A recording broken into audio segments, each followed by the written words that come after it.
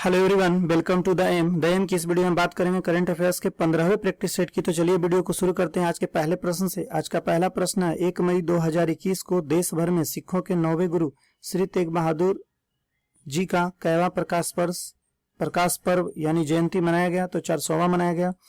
श्री तेग बहादुर जी का जन्म अमृतसर में हुआ था। अमृतसर में इनका जन्म हुआ और ये गुरु हरगोविंद के पुत्र थे। गुरु हरगोविंद के पुत्र थे। ये सिखों के 9वें गुरु थे। औरंगजेब ने इन्हें इस्लाम नहीं स्वीकार करने के कारण मरवा दिया था। अगले प्रश्न की ओर बढ़ते हैं। हाल ही में किस देश का फ्लावर प्रोटेस्ट फूल विरोध काफी चर्चा में रहा? तो ये म्यांमार में किया गया फ्लावर प्रोटेस्ट। यह फ्लावर प्रोटेस्ट क्या था? म्यांमार में भी सैन्य शासन चल रहा है। वहां की एक नेता है जिनका नाम है आंग सान सूकी एक नेता है। इनका हाल ही में 76वां जन्मदिन मनाया गया। 76वां जन्मदिन हाल ही में मनाया गया और इनके जन्मदिन के मौके पर इनके समर्थकों ने अपने बालों में फूल पहने और सड़कों पर प्रदर्शन किया। यही है फ्लावर प्रोटेस्ट। और म्यांमार के बारे में एक दो पॉइंट और बताता हूं। म्यांमार की राजधानी है नेपिता। म्यांमार की मुद्रा है क्यात। अगले प्रश्न की ओर बढ़ते हैं। 93वें ऑस्कर पुरस्कार में सर्वश्रेष्ठ वृत्तचित्र अर्थात वेस्ट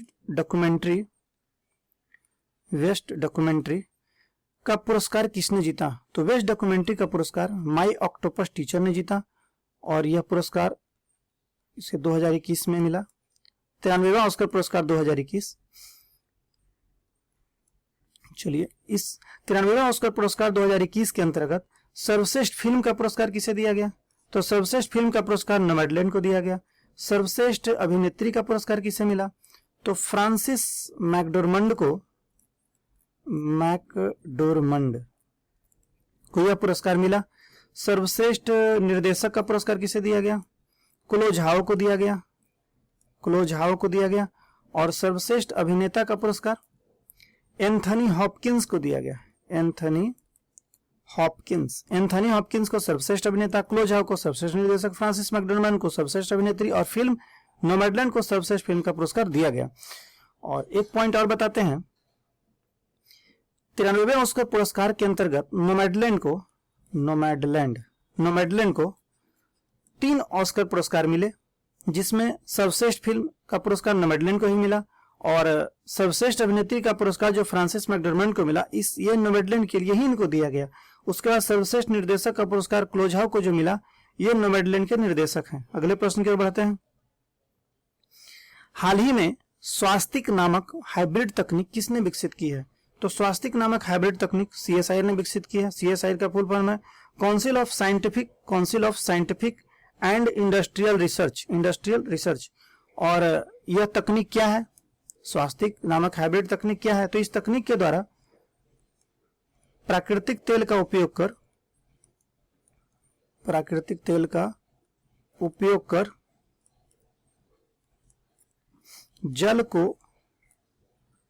जल को कीटाणु रहित बनाया जाएगा।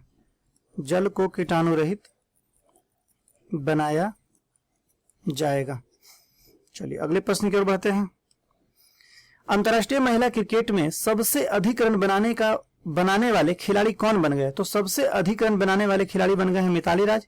इन्होंने किनका रिकॉर्ड तोड़ा? इन्होंने हाल ही में चार्लोट एडवर्ड जो इंग्लैंड के खिलाड़ी हैं, उनका रिकॉर्ड हाल ही में तोड़ा है। और नया रिकॉर्ड बनाया मिताली राज ने, जो भारतीय महिला टेस्ट और एक दिवसीय दोनों के कप्तान हैं। भारतीय महिला क्रिकेट टीम के टेस्ट और एक दिवसीय क्रिकेट टीम के कप्तान हैं मिताली राज। और इन्होंने यह जो रिकॉर्ड बनाया किस टीम के विरुद्ध बनाया?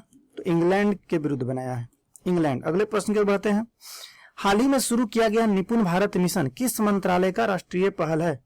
तो निपुण भारत मिशन शिक्षा मंत्रालय का पहल है। और इस मिशन में क्या होगा?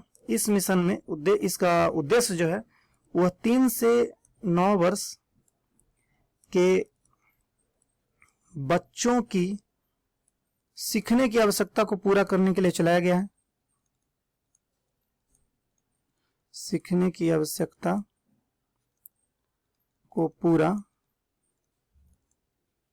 करने के लिए यह मिशन चलाया गया है। 3 से 9 वर्ष के बच्चों की सीखने की आवश्यकता को पूरा करने के लिए निपुण भारत मिशन शिक्षा मंत्रालय ने लॉन्च किया है। और शिक्षा मंत्रालय अभी किनके पास है? अभी शिक्षा मंत्री भारत के कौन है? तो धर्मेंद्र प्रधान भारत के शिक्षा मंत्री हैं। रक्षा मंत्री राजनाथ सिंह है। गृह मंत्री अमित शाह है। संस्कृति मंत्री कौन है? भारत के संस्कृति मंत्री जी किशन रेड्डी हैं। भारत के रेल मंत्री कौन है? तो भारत के रेल मंत्री हैं अश्विनी वैष्णव भारत के रेल मंत्री। अगले प्रश्न की ओर बढ़ते हैं। हाल ही में किसने दुनिया भर के किसानों के लिए नैनो तरल यूरिया का निर्माण किया है? तो नैनो तरल यूरिया का निर्माण इफ्को ने किया है। इफ्को का पूरा नाम है Indian Farmers Fertiliser Cooperative Limited. इसका पूरा नाम है। और इसे गुजरात का एक सेंटर है, जिसका नाम है नैनो बायोटेक्नोलॉजी रिसर्च सेंटर, जो कलोल में है, उसने पेटेंटेड तकनीक का प्रयोग कर इस यूरिया का निर्माण किया है। और इस यूरिया का व्यावसायिक उत्पादन जून 2021 से शुरू कर दिया गया है। जून 2021 से इसका व्यावसायिक उत्पादन शुरू कर दिया गया। और पहला खेप, इस नैनो तरल यूरिया का पहला खेप उत्तर प्रदेश के किसानों को दिया गया है। अगले प्रश्न की ओर बढ़ते हैं। ओडिशा का कौन सा शहर 24 घंटे सीधे नल से उच्च गुणवत्ता वाला पेयजल उपलब्ध कराने वाला भारत का पहला शहर बन गया? तो भारत का पहला शहर पुरी बन गया है, जहां 24 घंटे सीधे नल से उच्च गुणवत्ता वाला पेयजल उपलब्ध होता रहेगा। यह पेयजल जो उपलब्ध कराया गया है, यह किस प्रोजेक्ट के अंतर्गत कराया गया है? तो इस प्रोजेक्ट का नाम है ड्रिंक फ्रॉम टैप प्रोजेक्ट के तहत यह 24 घंटे नल से जल वाला जो परियोजना है, ये शुरू किया गया। और यह पूरी कहां पड़ता है? ओडिशा में, जस्ट ऊपर लिखा हुआ है। ओडिशा के सीएम कौन है? नवीन पटनायक।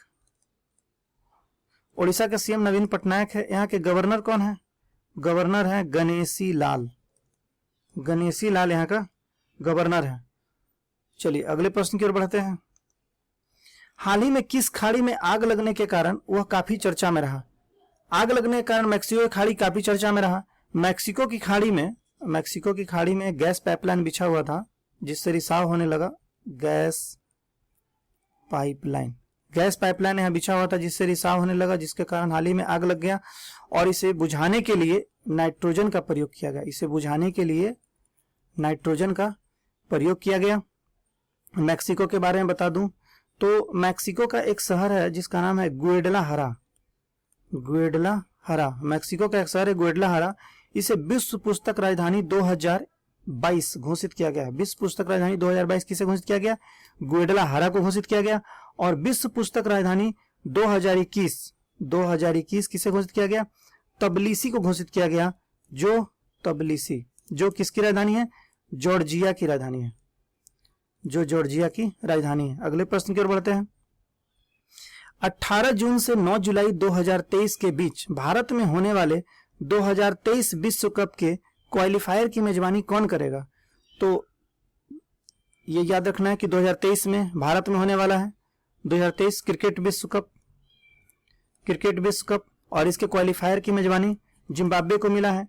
जिम्बाब्वे को हाल ही में एक और क्वालिफायर की मेजबानी मिला है, वह है 2022 के महिला क्रिकेट विश्व कप की मेजबानी। और यह कहाँ होने वाला है? यह न्यूजीलैंड में होने वाला है। यह न्यूजीलैंड में होने वाला है। इसकी मेजबानी, इसके भी क्वालिफायर की मेजबानी जिम्बाब्वे ही करेगा। जिम्बाब्वे की राजधानी कहाँ है? जिम्बाब्वे की राजधानी हरारे है। और जिम्बाब्वे की मुद्रा क्या है? जिम्बाब्वे की मुद्रा डॉलर है। अगले प्रश्न की ओर बढ़ते हैं। किस फुटबॉल खिलाड़ी ने हाल ही में विश्व में सर्वाधिक गोल करने का रिकॉर्ड बनाया? तो विश्व में सर्वाधिक गोल करने का रिकॉर्ड क्रिस्टियानो रोनाल्डो ने बनाया। और कितना गोल बनाया किया? 760 गोल। 760 गोल इन्होंने किया है। और इन्होंने जोसेफ बिकान का रिकॉर्ड तोड़ा है, जिनका 759 गोल का रिकॉर्ड था। इनका रिकॉर्ड तोड़कर क्रिस्टियानो रोनाल्डो ने हाल ही में 760 गोल किया। और किस देश के खिलाड़ी हैं? यह पुर्तगाल के खिलाड़ी हैं। अगले प्रश्न की ओर बढ़ने से पहले कुछ फीफा के बारे में बता देते हैं। फीफा विश्व कप जो पुरुष का होने वाला है, यह 2022 में कहाँ होगा? कतर में होगा। महिला का 2023 में कहाँ होगा? ऑस्ट्रेलिया और कहाँ होगा? न्यूजीलैंड में होगा। ऑस्ट्रेलिया और न्यूजीलैंड में होगा। अगले प्रश्न की ओर बढ़ते हैं। राज किसान ऑर्गेनिक ऐप किस राज्य सरकार द्वारा विकसित किया गया है? तो राज किसान ऑर्गेनिक ऐप राजस्थान की सरकार द्वारा विकसित किया गया है। और इस ऐप के माध्यम से जैविक उत्पादों की ऑनलाइन खरीद बिक्री की जाएगी इस ऐप के माध्यम से। राजस्थान के बारे में बता दूं, राजस्थान के मुख्यमंत्री कौन है? राजस्थान के मुख्यमंत्री हैं अशोक गहलोत यहाँ के मुख्यमंत्री हैं। और यहाँ के राज्यपाल कौन है? गवर्नर यहाँ के कौन है? तो कलराज मिश्र यहाँ के गवर्नर हैं। राजस्थान के कुछ राष्ट्रीय पार्क के बारे में बताते हैं। राजस्थान के राष्ट्रीय पार्क, तो यहाँ राष्ट्रीय पार्क हैं मुकुंदरा हिल्स और सरिस्का राष्ट्रीय उद्यान। मुकुंदरा हिल्स और सरिस्का राष्ट्रीय उद्यान कहाँ के राष्ट्रीय उद्यान है? राजस्थान के राष्ट्रीय उद्यान है। अगले प्रश्न की ओर बढ़ते हैं। हाल ही में मेघालय सरकार ने वहां के पेंशन भोगियों को जीवन प्रमाण पत्र प्रदान करने के लिए कौन सा ऐप लॉन्च किया? जीवन प्रमाण पत्र प्रदान करने के लिए फेस रिकॉग्निशन ऐप लॉन्च किया। मेघालय हाल ही में चर्चा में भी था। मेघालय का एक शहर है शिलोंग। यहाँ हाल ही में 75वां जनऔषधि केंद्र राष्ट्र को समर्पित किया गया प्रधानमंत्री नरेंद्र मोदी जी के द्वारा। और मेघालय के सीएम कौन है? कॉनरॉड संगमा यहाँ के सीएम है। और गवर्नर कौन है? गवर्नर यहाँ के है सत्यपाल मल्लिक यहाँ के गवर्नर हैं। अगले प्रश्न की ओर बढ़ते हैं। किस राज्य सरकार ने कोविड-19 रोगियों को अस्पताल में बेड की ऑनलाइन बुकिंग के लिए अमृत वाहिनी ऐप लॉन्च किया? तो अमृत वाहिनी ऐप झारखंड के सरकार ने लॉन्च किया है। झारखंड में एक अभियान चल रहा है जिसका नाम है समर अभियान। यह क्यों चलाया जा रहा है? कुपोषण को नियंत्रित करने के लिए चलाया जा रहा है। और झारखंड का एक रेलवे स्टेशन है जिसका नाम है हजारीबाग रेलवे स्टेशन। यह भी हाल ही में काफी चर्चा में था, क्योंकि अभी 6000वां रेलवे स्टेशन बना है जो वाईफाई से लैस है। अगले प्रश्न की ओर बढ़ते हैं। हाल ही में भारत और फ्रांस के बीच आयोजित युद्धाभ्यास शक्ति कहां संपन्न हुआ? यह आर्मी का एक्सरसाइज था। कहां संपन्न हुआ? तो यह जयपुर में संपन्न हुआ। जयपुर किसकी राजधानी है? जयपुर राजस्थान की राजधानी है। और भारत और फ्रांस के बीच वायुसैनिक युद्धाभ्यास के बारे में मैंने पहले बताया था कि वायुसैनिक युद्धाभ्यास भी हाल ही में हुआ है जिसका नाम है डेजर्ट नाइट। यह कहां संपन्न हुआ? यह जोधपुर में संपन्न हुआ जो राजस्थान में है। और एक नौसैनिक युद्धाभ्यास भी हाल ही में संपन्न हुआ जिसका नाम है ला पेरोस युद्धाभ्यास नौसैनिक युद्धाभ्यास था। यह कहां संपन्न हुआ? यह बंगाल की खाड़ी में संपन्न हुआ। अगले प्रश्न की ओर बढ़ते हैं। सिपरी ईयर बुक रिपोर्ट के अनुसार वर्ष 2021 के प्रारंभ में भारत के पास कितने परमाणु हैं? तो अभी भारत के पास 156 परमाणु हैं। वर्ष 2020 में 150 परमाणु थे, अभी 156 हो गए हैं। सिपरी का फुल फॉर्म है Stockholm International Peace Research Institute, इसका फुल फॉर्म है। और इस रिपोर्ट में बताया गया है कि रूस और अमेरिका के पास सर्वाधिक वैश्विक परमाणु हथियार हैं। तो ये था मेरा 15वां प्रैक्टिस सेट। मिलते हैं अगले वीडियो में। Thank you for